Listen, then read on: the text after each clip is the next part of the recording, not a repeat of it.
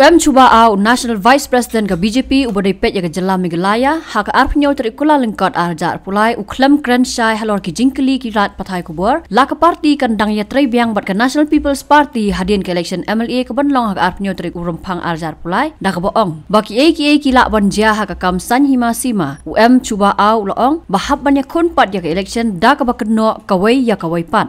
See, election time, everybody fight for their own strength.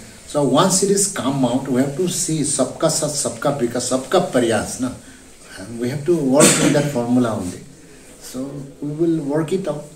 But so, will there be any open invitation from BJP's side to these political parties? See, I can't say right now.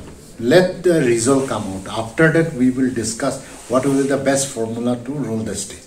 No, it is like that. See, we all are coalition government. So we have calculated that since our own alliance, we are giving maximum opportunity that correct themselves. If we pull out, there were lots of alliance. If pull out, the government will fall. The blame will come to us. So we don't want that blame should come us. Let us complete the terms with peacefully and corrected form. Now we have come to that agreement 40-20. So we have to fight 40-20. There is no such issues till today. So BJP is okay with... They agreed together to have a 40-20, so we have to be.